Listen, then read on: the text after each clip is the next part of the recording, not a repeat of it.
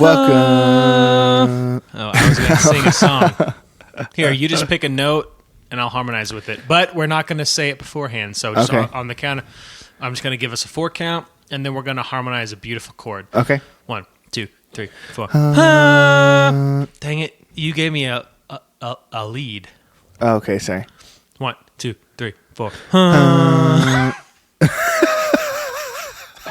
Hey, we're back. Rotator, your acapella wizards. Heyo, I'm Kogan. And I'm Chance. Acapella wizard number 1. Numero uno. We got some guitars, and we got some pedals, and we got an amp. And some microphones, a computer, and a subscription to Libsyn. That's true. Which, speaking of, we are now available on Google Play. We are. No, we are. Nice. I got the email today saying that we are accepted, so you can listen to us on Google Play for all of you who are too poor for an iPhone. Yeah. All of you smart people who are jumping ship, going with the Samsung or Invincible, I don't even waterproof. know. Google has a phone now. Unhackable. You know, I mean, this is probably for our other podcast, but Apple, you disappoint me so much. You know, it's like it's like an actual apple. I look at it and say, "Wow, that looks healthy and good and right." And then I bite into it, and it's rotten. And it's rotten. And I'm like, why? The apple 2 years ago didn't taste like this. This did not come from the Jobs farm. Oh. Mm-hmm. Yeah, I'm not trying to get too deep on us, but Rip. Rest in peace. Well, sorry, I was in a different key. That's it. I guess I could use the vibrato on this thing, but then I'll have to tune. No, don't. Don't do it. We've never. This would be a great learning moment. Learning moment for everyone. Teachable moment. Teachable. So, this 61 Reissue SG that I'm playing has a... Is it the Maestro? No, it's not the Maestro. It predates the Maestro. This is the first vibrato system or tremolo system that that Gibson came up with, and it's called the side pull trim. And basically, instead of moving the whammy bar or whatever you want to call it towards the body of the guitar up and down, right? You move it up and down, as in sky and earth, down towards the earth and up towards the sky instead of out and in. And I think the reason they moved away from this design, while it is aesthetically pleasing, it looks amazing. It's a beautiful tailpiece, but the functionality is pretty much garbage because it gets stuck.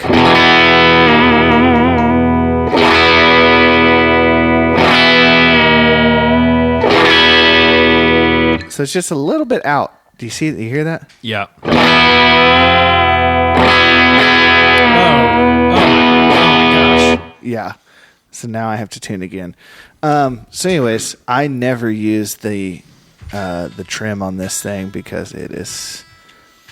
Now I got to get it back in the... Unpredictable. In the normal spot. And unusable. Yeah. But I will say it is aesthetically pleasing. Yeah, it looks great. And I think it makes the guitar sound... so because there's so much metal... A lot of metal.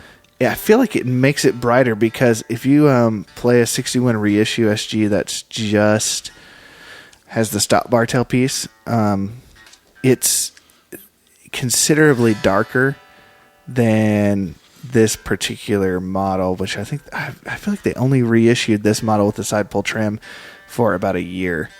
And I was lucky enough to grab one. Yeah.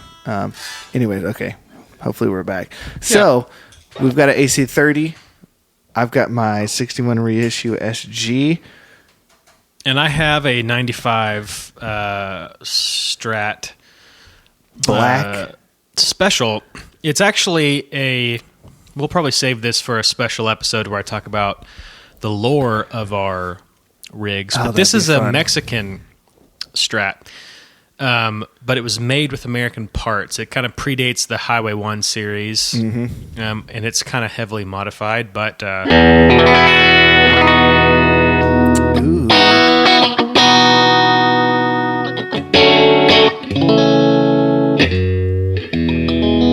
You know what that sounds like? What's that? Sounds like a Strat. Yes, this is the strattiest Strat I've ever owned. It's very Stratty. I've owned a few Strats, and this is the most Strat-like of all of them, including ones that cost like 3-4 times as much as I paid for this one. Isn't that funny how you can get a Strat that doesn't sound like a Strat? Mm-hmm. Same thing with Telecasters. You can get a Tele that doesn't sound like a Tele. Mm-hmm. But if I have a Strat or a Tele, I want it to sound like a Strat or a Tele. Mm-hmm. Anyways, that's neither here nor there. Yep. We have a pedal today that I'm going to go ahead and say that you've never heard of. That is absolutely... I would imagine that's true for 98% of the people listening to this. But the functionality of this thing is pretty off the charts. We have today... It is a Fuchs made, yes, Fuchs, that amp company that looks like it has a naughty word on its faceplate. Fuchs made a series of pedals back in the day under the branding of Plush. So there was a series of pedals by them called Plush. And this particular pedal is called the Cerberus Tri-Mode Overdrive. And it was a Guitar Center exclusive that retailed for about $180 or $190. And you can get these on Reverb for $40 right now. And this was probably, correct me if I'm wrong, this was probably before the like super boutique overdrives were a thing. And now you pay $200 for an overdrive, and that's kind of like that's a standard. That's what overdrives cost. That's just what a good 4-knob. Yeah. And so asking $190 back when this thing came out, that was kind of like, dang, that's expensive. Yeah. So this was the early aughts when this came out. Definitely before that price point was the standard, and really.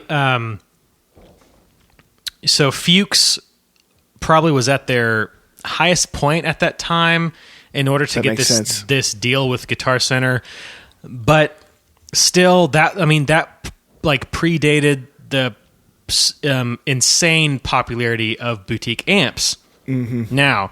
So I guess you could say that Fuchs was ahead of their time, but ahead of their time kind of in the way that the market just didn't support what they were doing. No, absolutely. But as far as functionality, it's a great product, and you can get one for, like you could probably go on Reverb right now and just offer someone $30 and get it shipped. Just because they want to get it off their hands. Just to get it off their hands, because I'm going to look it up. There's no quote-unquote value, Yeah.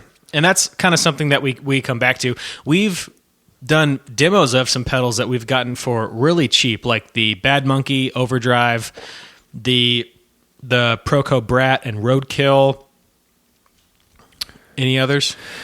I feel like there's some that we've done that are the Dunlop Fuzz Face. I know we've got a Fuzz Face that we're going to do. The specific one that we had was somewhat in vogue and had some value, but it's just timing.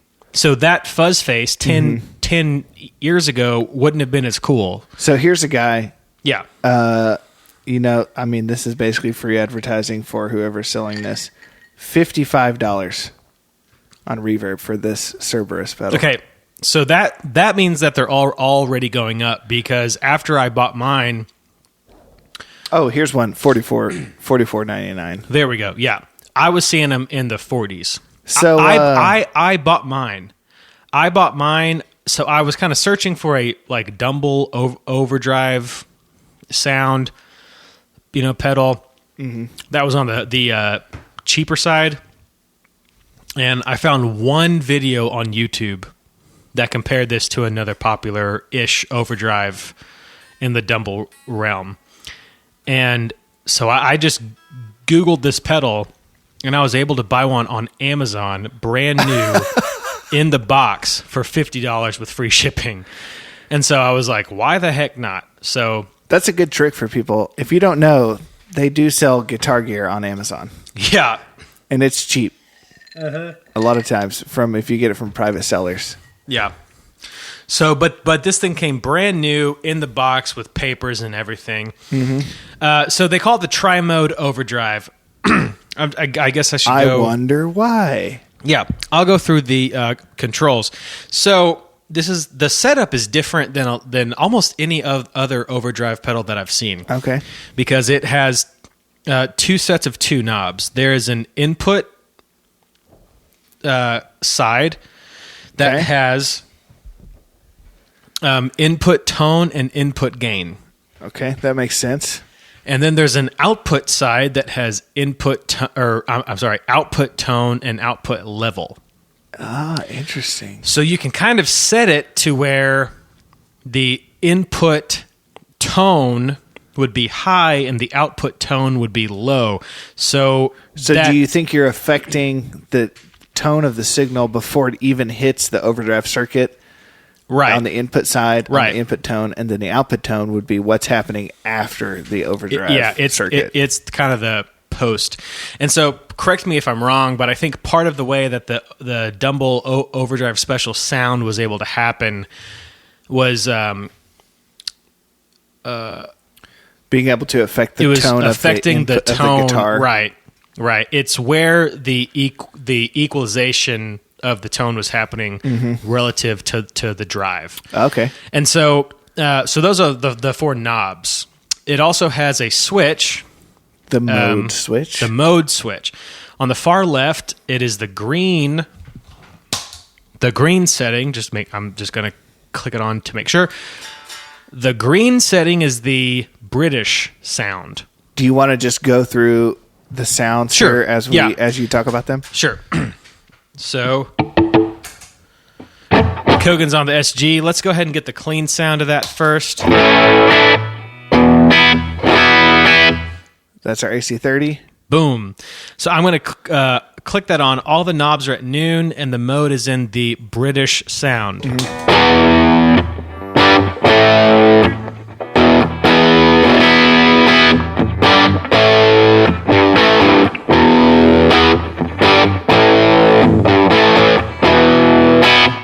So I feel like already it's a little bit darker. I boosted the output volume to kind of get us to, closer to unity gain. Okay. Cool. But so that's going to be kind of our baseline. So that was the British setting. I'll click it over to the middle, a blue LED, which is the Dumble setting.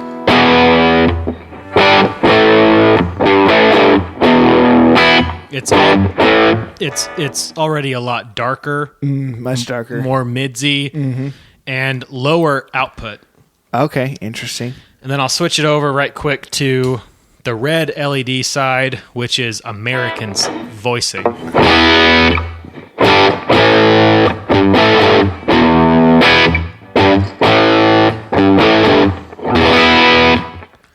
Fender sound sort of thing. Bassman, maybe. So basically what they're trying to do here, I think, is Marshall Dumble Fender.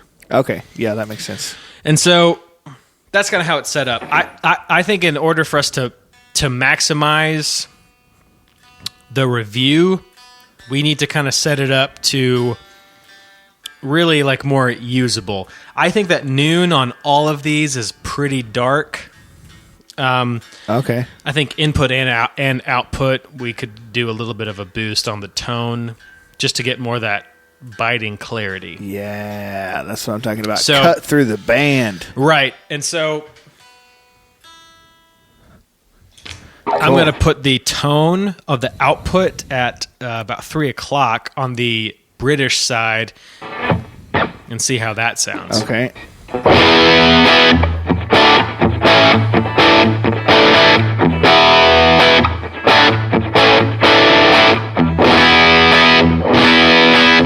Boom. So that's brighter. Yeah. That's the SG.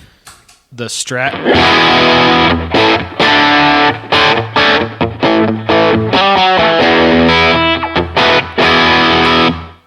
Is that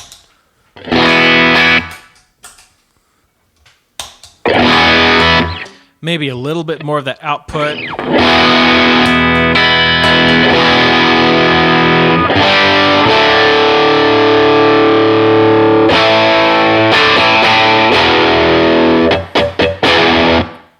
Yeah. That's definitely sounding a little bit more... Mm-hmm. So we're level pretty close to 3 o'clock.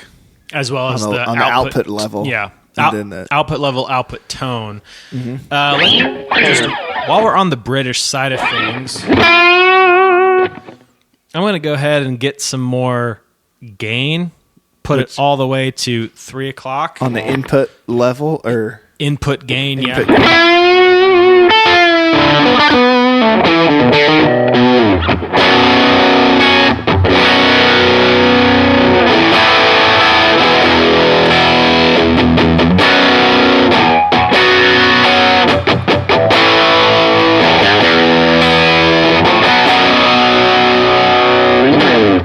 Ooh, that's nice and saggy. Yeah. I don't know necessarily if it fits 100% into the Marshall-y thing. And again, we're going through an AC30, but it's definitely getting there. Yeah, it's in that neighborhood for sure. Let's just hear that same thing right quick on the SG.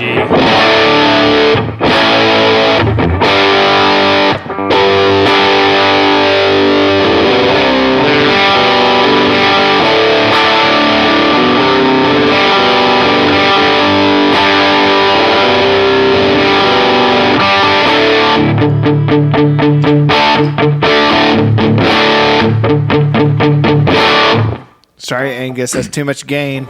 Yeah, that's too much gain. Common misconception. And I feel like the lower mids are just in a weird place. It's kind of getting garbled. Yeah, they're not nearly as tight as they are on the on the.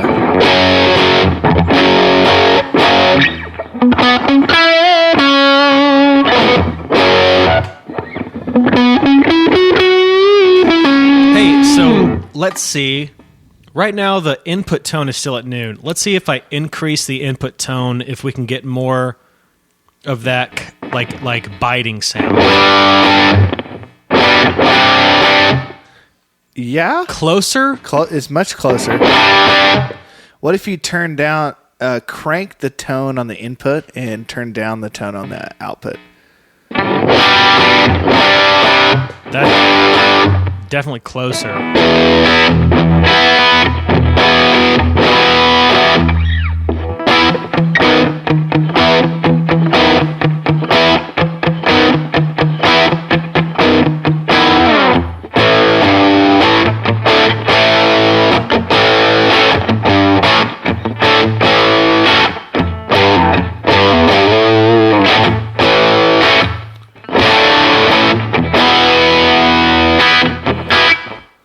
Yeah, that's a lot closer. So here's what's kind of funny. The input and output tone are both all the way up right now.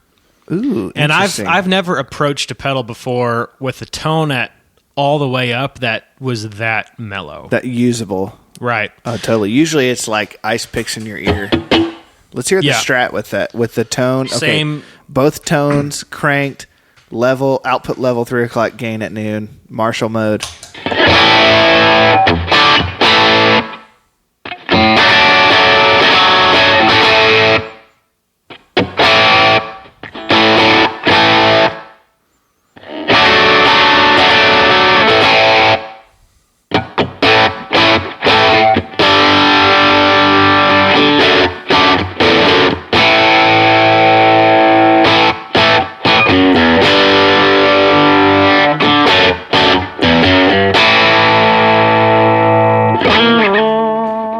Ooh, interesting.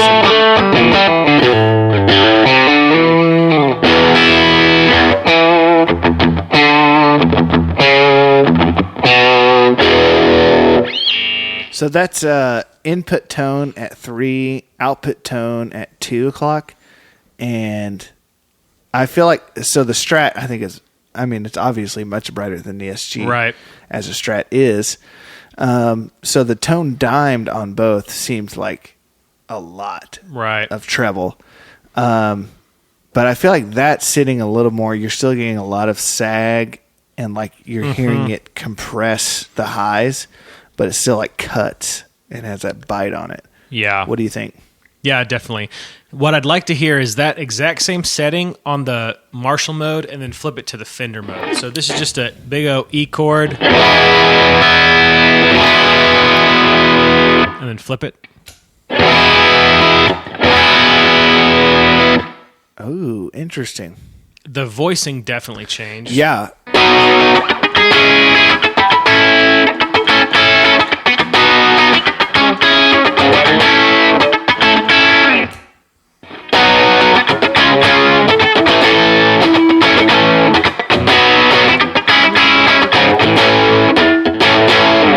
So I think so. I mean, I don't know if this is something we've talked about on the show before, but Marshall Overdrive. The main characteristic of Marshall Overdrive is a massive mids bump. Mids. You hear mids. It is like the midsiest overdrive you can have. Yeah. And the Fender sound is more of a mid scoop where you're getting these really crystal clear bell-like highs and a lot of bottom end, depending on if you're using a Bassman with a closed back cab or a deluxe reverb or a twin open back. You're still getting a ton of lows, whether they're tight or not. It depends on if you're using a combo. But the Fender sound is generally a mid-scooped sound, and the Marshall sound is usually the opposite. And I think this pedal nails those two sounds. And that might be all that's happening in the circuit, is that on the Marshall side, so like here's the Marshall at the Strat.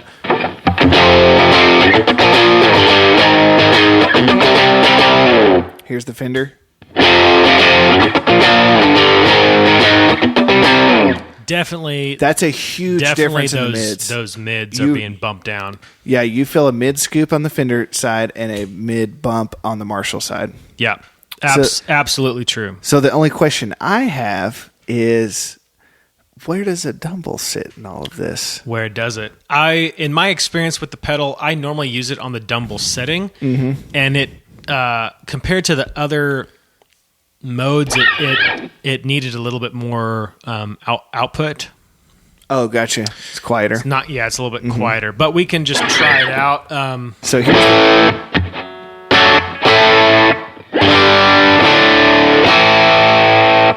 that's the Marshall. Here's the Dumble.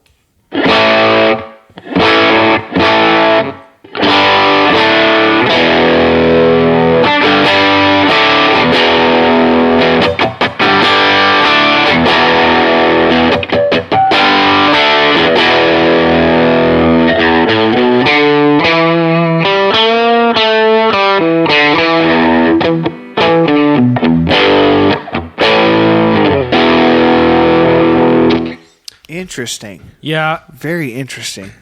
It's not... Well, first of all, it's not exactly what I've felt before as being Dumble-y. Yeah, it's not nearly as gainy as either one of the other two modes. It's a lot lower output, but even with the output level cranked, you're still not getting as much gain from the input as you would on the Marshall side. Right.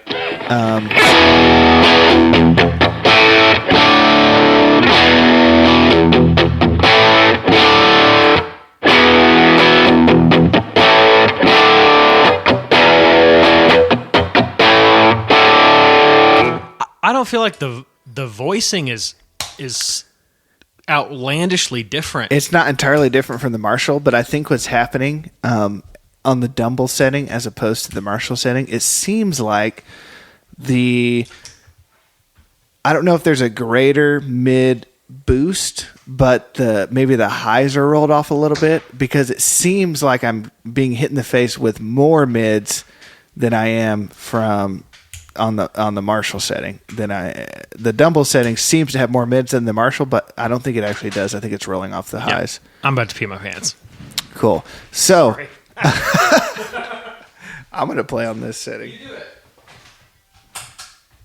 Get that to a good spot.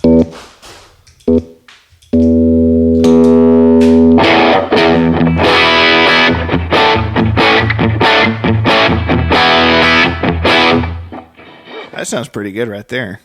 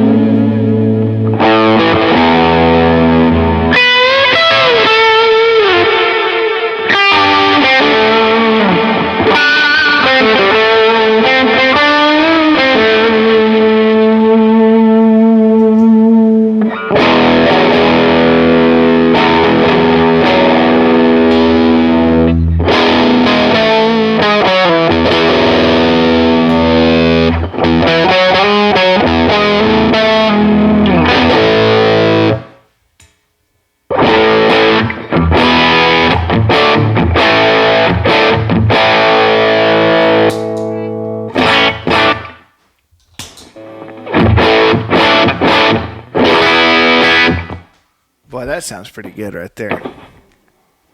Okay, so I'm ready to say that the Marshall setting is all mids. The Dumble setting is all mids, less treble. And the Fender setting is mid scoop. That would, at least on paper, be... Yeah, I don't know if that's going to be the case. Yeah, I don't know if it's going to be the case with every guitar and every amp. But I think as a generalization, you could say that those you could describe those three settings in that way. Sure. Because I'm telling you, the difference between, especially on the SG, like the difference between the Marshall setting. So here's just a big old E chord with the Marshall setting. Here's the Dumble setting. Yeah. Way less high. Yeah. Same amount of mids. Maybe the mid bump is just moving down just from moving like, around, yeah. you know, like 5K or whatever it is, 2K, something like that. And then the Fender setting, almost no mid bump at all. Yeah. So I'm really digging that. That's both tones at about 3 o'clock, output level dimed, input gain at 1 o'clock. That sounds really good on the SG on the Dumble setting. I like that a lot. Yeah. I mean, I think we might as well turn all the knobs all the way up and just run it through the 3 and see how it sounds. Let's do it. Which mode? Let's start on the Fender mode, since we started on the Marshall the other time. So here's every knob dimed. And also, you know, while we're here, Yeah. so Cerberus is the name of the hound that guards Hades. Hades. Correct. Does he have 3 heads or 2 heads? I thought it was 3 heads. I think it is 3. I assume that he has 3. That's why they call it the Cerberus, because there are 3 modes. Mm-hmm. That's genius. I love that. Little stuff like that. Okay, so here's the Strat. Fender mode, dimed.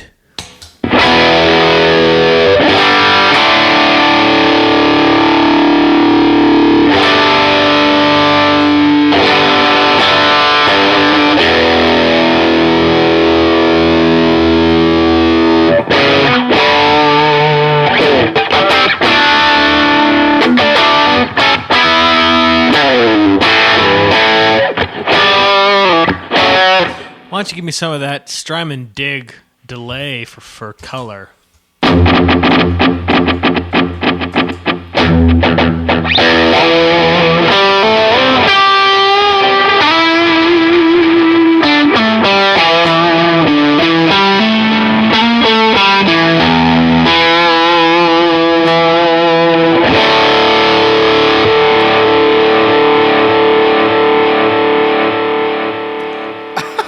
I think this setting was made for an open D chord like that. Just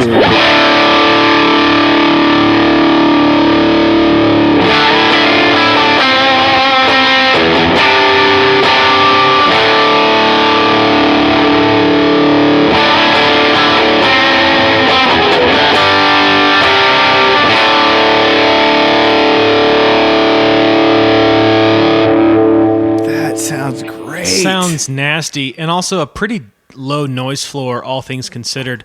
Let's go ahead and move this over to the SG. Here, I'm just going to give on the Strat a big O D chord, and then I want to hear a D on the SG for comparison.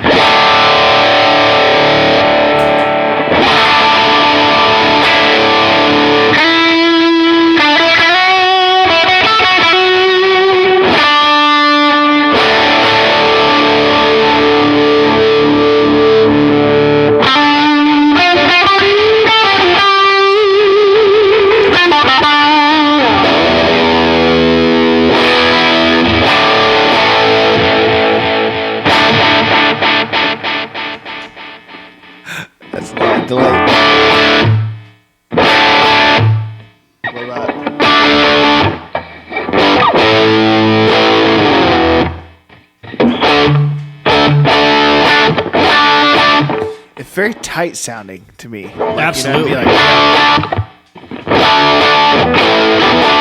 oh, pass it over here. Let's hear.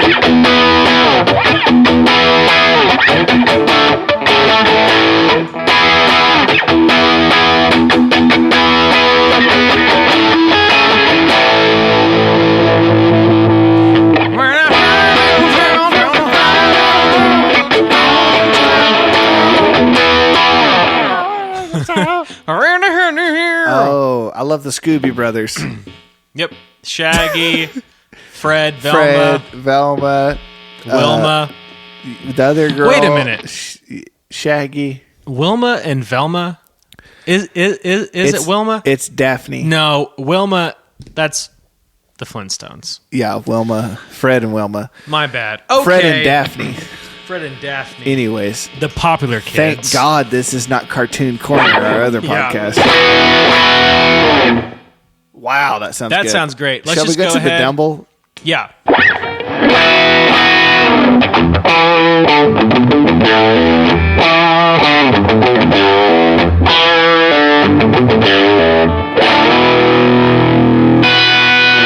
Okay. Let me just say, turn every knob up, put it on the Dumble setting. This is $50 worth of sound. Yeah. That is absolutely worth it. That might be $100 worth of sound. That sounds so good. Oh my God. That.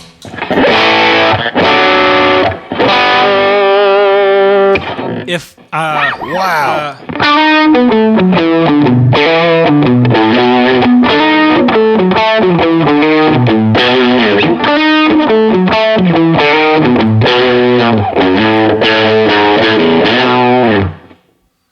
That sounds great. Is that a fantastic emulation of a Dumble Overdrive? No, but it sure sounds good. But is it a cool sound? Yeah. So okay, absolutely. Wow. SG. Get my.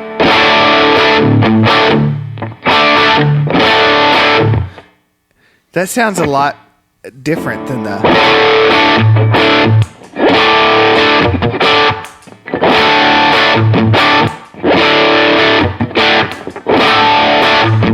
It almost sounds like there's more treble on the SG, at least right now. That's interesting. In the ears, it might just be the input of the SG pushing that. It could be pushing a little bit more.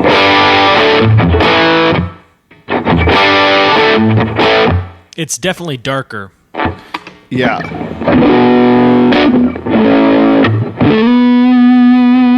So that's neck pickup. The pedal is dimed, and that is.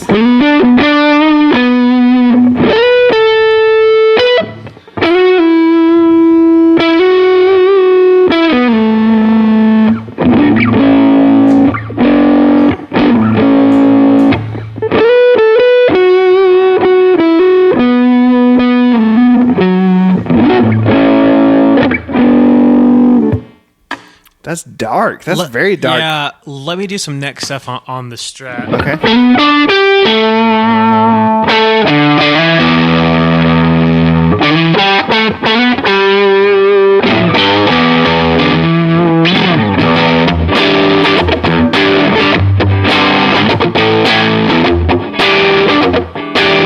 Considerably more high end. Yeah, so... Now, which is weird because I felt like on the bridge pickup you had more high end. Yeah. And now in the neck, I'm able to maintain more... I don't know the riff.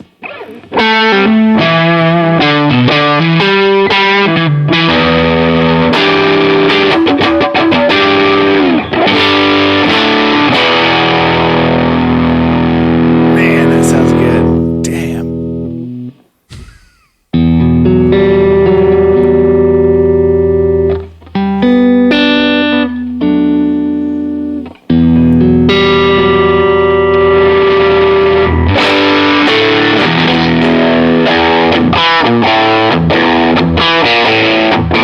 Let's save that for the Marshall.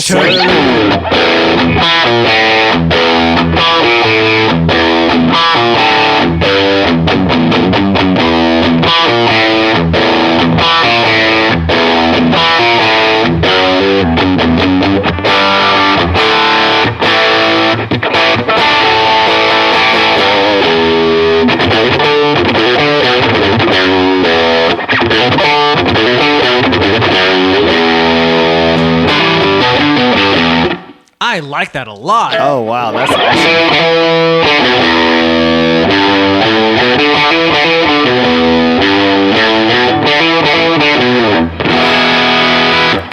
SG.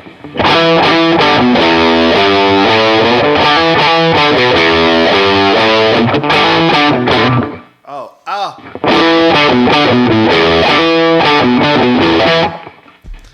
I'm ashamed of you, Kogan. I'm sorry. Tom, if you're listening... Which you are, of course. I'm sure you are. I'm sure you're listening. In between the protests that you're doing and all the Night Watchman stuff. Or, is that what it's called? His solo project? Anyways, I don't remember. But that's my bad, Tom.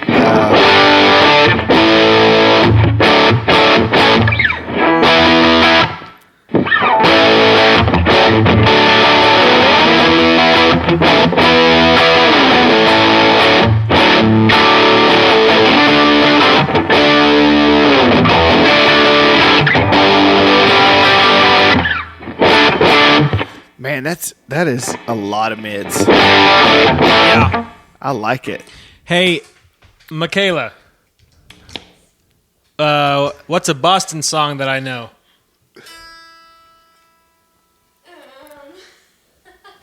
More Than a Feeling. More than a feeling. Yeah. I'm going to look at you when the time is right. Okay.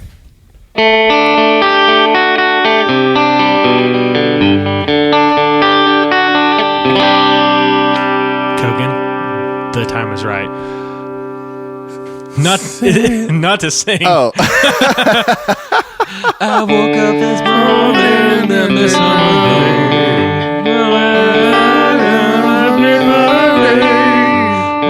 something else in my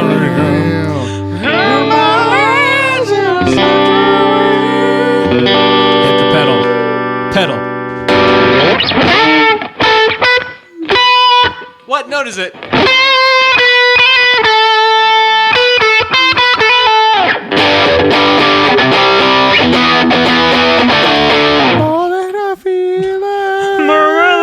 Here's what I wanted her to say, but she didn't, and I'm gonna have Long time. and I'm gonna have a talk with her later. Is it long time? Wow, that's actually too much gain. Let's dial it back a little bit. But it's also so much highs, right? Because that the Boston sound was like so like mellowed off. Yeah, it really You know? was.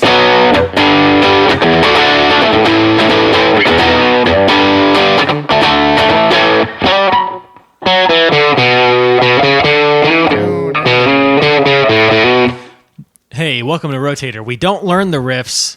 We just try to play them. We just know them. But we've heard them. The actually the Boston Sound. What is that guy's name? Jimmy Boston.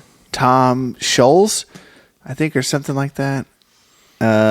Shows me the money. Google could help me, but he has a pedal called the Rockman 100, which is a doubler in distortion, and it's really interesting because I had one when I was a kid, and it was kind of like a headphone jack amplifier that you plugged your guitar into, but the only output was an 1/8" output. So you had to have basically an adapter, or you just plug your headphones into it. But it would give you the spot on like doubled guitar Boston sound, and it was really cool. So interesting. I think so far, I love that this pedal stays in the realm of overdrive. Even with the level and the gain dimed. I mean, everything's dimed. It is not a fuzz. It's not a fuzz. It's not a distortion. Never. It doesn't even get close to either one of those two. But I like that it retains some kind of amp-like quality to it, especially on the Marshall and the Dumble. I feel like it stays very saggy. So I would love to hear it with some bass guitar.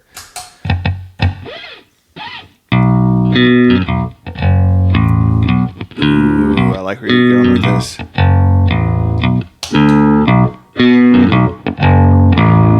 Yes.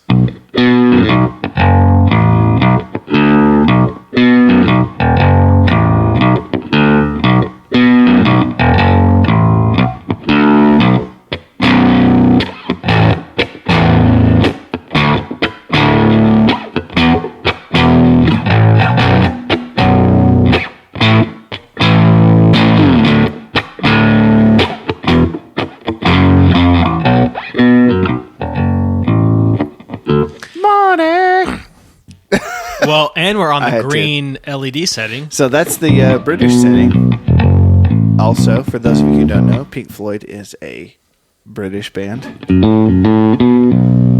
So this particular setting is output tone and level at 1 o'clock.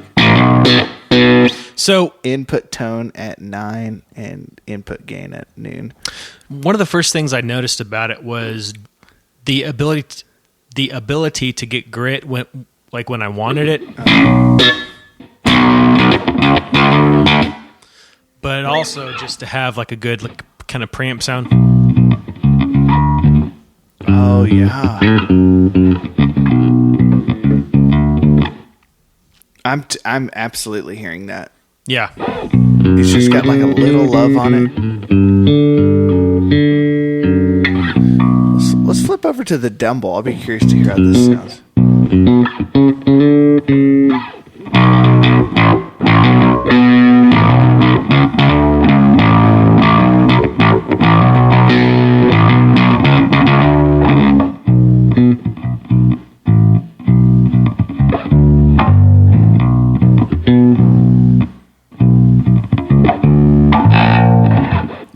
That was a weird note. I feel like just for that reason, so right now we've got output tone at 1 o'clock, output level at 3, input tone at 9 o'clock, input gain at 1 on the Dumble setting. And this setting screams, "Hey Jared" to me.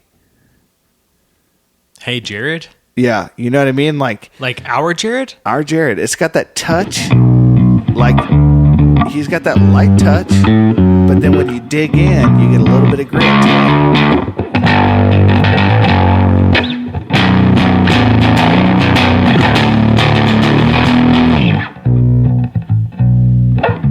Yeah. That is really You know what I mean? Yeah. And so what's crazy to me also is that what is the input tone on? 9 o'clock? 9 o'clock. It's barely on. Let's crank it up to 3 o'clock. Yeah, it's just...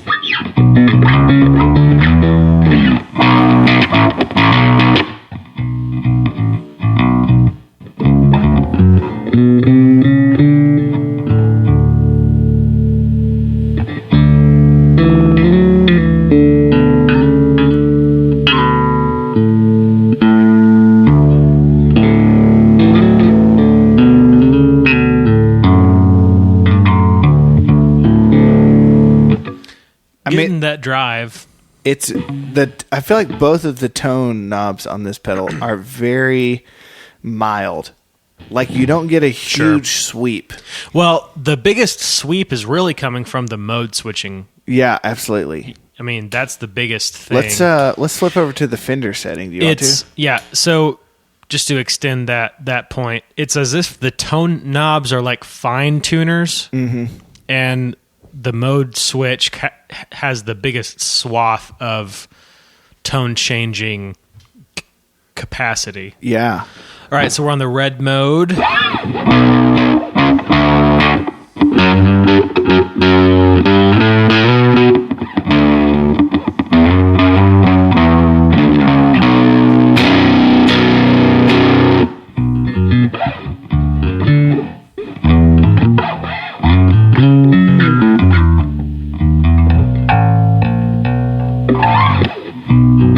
I'm really impressed with all of these settings, but especially so far the American setting and the British setting, with just the dynamic range. No, totally. So the gain sounds fine. Like the overdrive sounds fine on the bass. Right. But the tone that you're getting when you're just kind of like a normal, you're not digging in. Yeah. It just seems like it livens it up. Bypassed.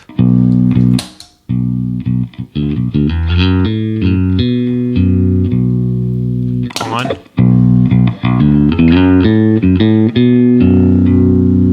Yeah, it kind of acts like a really nice preamp, like a good thick. Yeah, you get a little bit of grit, but nothing crazy. I mean, that was basically tone and level on the output at 3, input and gain around 11 o'clock on the input. Or input tone and input gain.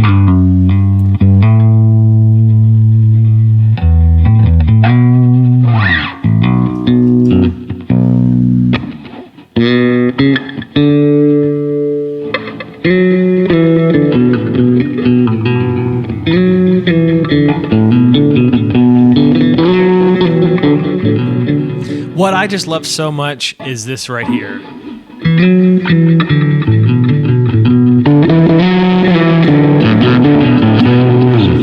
Is having that gain. That's all when I want it. It's all in my fingers.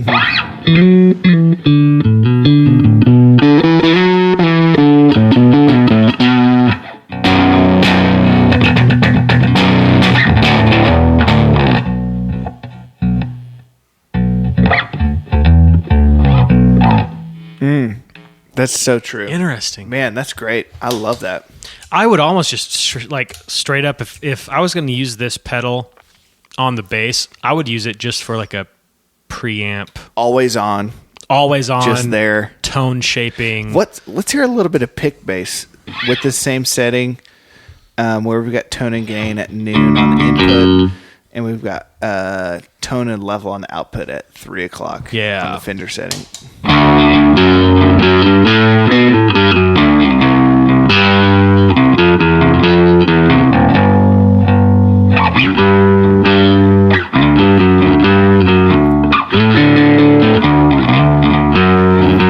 Here's the Dumble.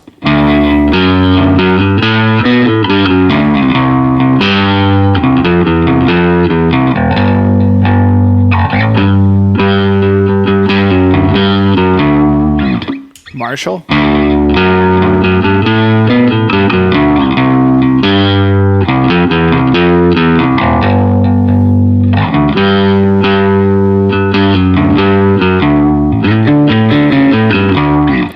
So I'm hearing less of a tone sweep between the modes on the bass. Right.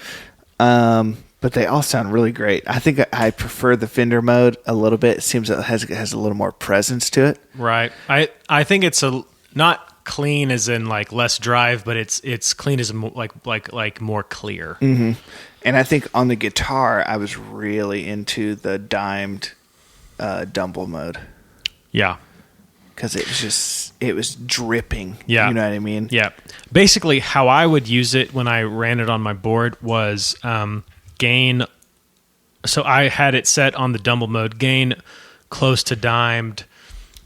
The tones were both on a good 4 o'clock, and then I just kind of adjusted for unity on the output. So I mean, it's close to the dimed kind of setting. Yeah, pretty close. And I feel like you definitely have to push the tone on the knobs. Yeah, to get cut in your guitar for it to cut through the mix. Yeah, it's a fairly dark pedal. I like it. It's really. It is versatile. You can get similar tones in all the modes, but I feel like it's just a great overdrive sound, and Sure. it's very amp-like in that you're kind of getting the compression and the pull that you get from an amp when you push the amp, and it's not just like a tube screamer where you're you're getting overdrive and mids. Yeah, I mean it almost is. It's like bordering on amp simulation as far as the voicings go, Yeah, absolutely. I wonder what it would be like to put this at the end of your overdrives, and let those kind of work that like it's the amp, and then just kind of chase it with your mods, the rest delays, and all that. No, totally. That's a great idea, and I mean it makes sense because the guys who made this pedal. They're amps. They make amps. They make amps, yeah. And so it would seem like a natural thing to make a pedal that feels like an amp. Yeah. It's weird how I never thought about that. But yeah, they're amp guys. Uh-huh. So. Well, I love it. It sounds great. Yeah, and especially if you can pick up one for $40 or $50. Oh my gosh. Just the spread. Half the price of a tube screamer. Yeah, yeah. I mean the versatility of it to me would earn it a spot just to have around for $40. Now I would say the biggest problem I have with this pedal. Space. No. I was just gonna say I don't understand these wing graphics. Hey, it was the aughts, man. It's weird. It was a weird time. Yeah, the art on it I don't understand. Unless this 3-headed dog has wings also. Maybe he does. I don't know. But regardless, that's probably why they're so cheap is because people are like, those look weird. I don't know about those. They look cheap. And I'm going to tell you right now, it doesn't feel cheap. Nothing about it feels cheap. No. It feels stout. Like even that switch, it feels great. Yeah, so that's not a regular three. Yeah, it's not like a 3-way switch you'd see on like a Strymon pedal or something like that. It's not like a dip switch style. That is a heavy-duty switch. It feels great. Yeah. The knobs feel great. They've got these good, I don't know what to call these knobs. They remind me of full-tone knobs because that was the first pedal I ever saw these on. The switch feels great. The multicolor LEDs, I think nice. is a very nice touch just to know where you are on the pedal. Yeah, so. I would say overall Dumble #1, dimed, and then I really like the Fender sound. The Fender and the Marshall sound are both in the same ballpark. I think if I'm going for a Marshall sound, I'm probably going to buy a different pedal. But if I want a pedal that can do it all, this is the go-to. I'm into it. I like it. Yep. Plush by Fuchs, Cerberus. That's the jam. I'm Kogan. I'm Chance. And this is Rotator, the pedal party. Why don't we do a little duet? A little duet? Okay.